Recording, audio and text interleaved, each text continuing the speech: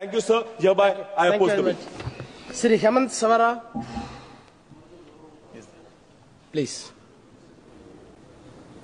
Thank you.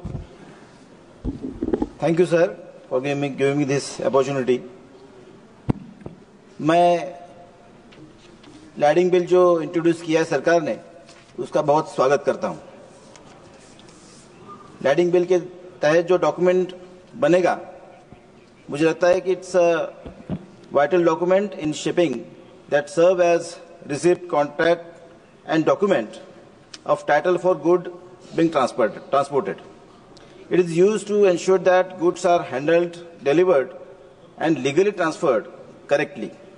It is the key to unlocking international logistics.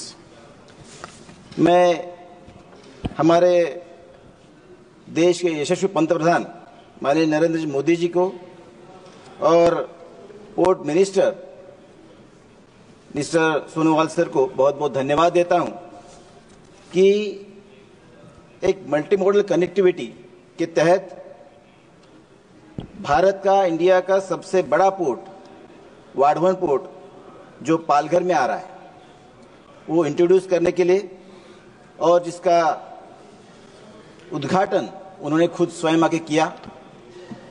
Port minister Sonowal sir खुद 3 बार वहां के पूरा जायजा लिया और मुझे लगता है कि ये लैडिंग बिल इसके लिए बहुत इम्पोर्टेंट रहेगा कि वाधवन पोर्ट जो आ रहा है उसके तहत जो ट्रांसपोर्टेशन होगा वो पूरे it will change the economy of not only Palghar but also India.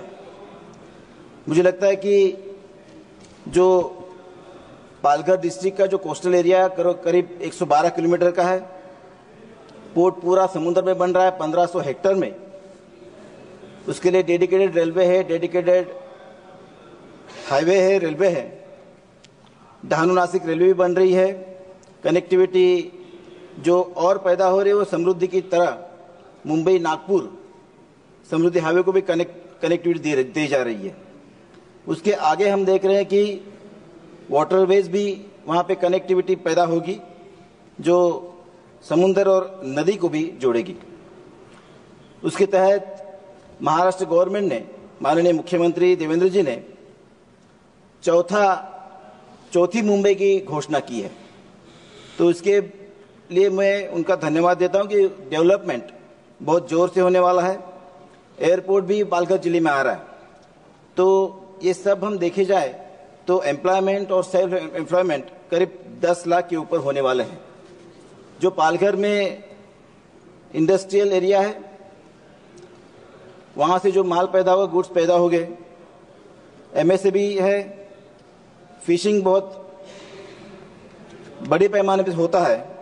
Agriculture के तहत जो गुड्स पैदा होते हैं, चीकू है, कोकोनट है, फ्लावर्स है, फ्रूट्स है, उसके लिए ये सब लैडिंग बिल का इम्पोर्टेंस बहुत अच्छा साबित होगा। काफ़ी सारे फिशरमैन वहाँ पे है जो उनके अधिकारों का संरक्षण चाहते हैं। काफ़ी बार सरकार ने उनसे बात की है और काफ़ी विश्वास पैदा हुआ। फिशरमैन सोसाइटी को और अधिकार और संरक्षण होना चाहिए, उनको सक्षम करना चाहिए। उनको जो उनके तहत जो बोट लेते हैं उनके लिए और सॉफ्ट लोन हमें और देना चाहिए, जिसके लिए वो भारी मात्रा से फिशिंग कर पाएंगे।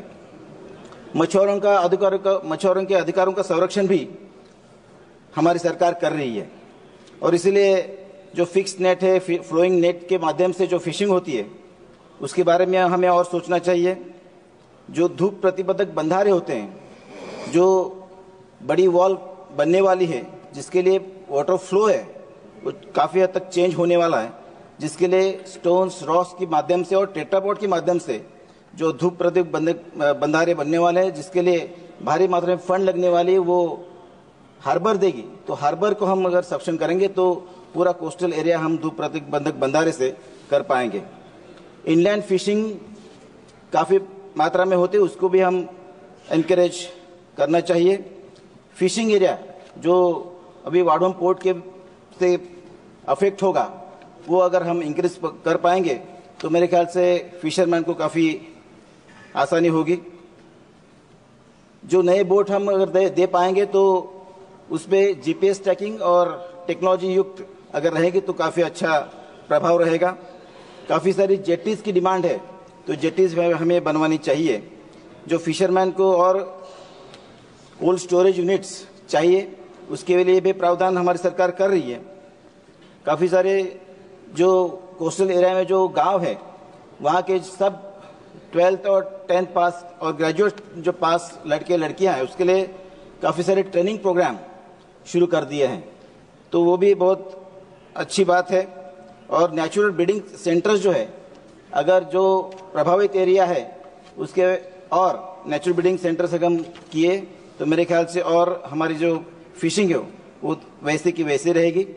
और जो नंबर ऑफ विलेजेस जो अफेक्ट हो रहे हैं वो काफ़ी कम है, उसमें और हम जो कोस्टल एरिया है वहाँ पे और ज़्यादा विलेज इंक्लूड किए जाए तो मेरे ख्याल से वहाँ पे अच्छा और फिशिंग और वहाँ पे विश्वास पैदा होगा। मेरे ख्याल से आज का जो लैंडिंग बिल है वो उसका मैं स्वागत करता हूँ।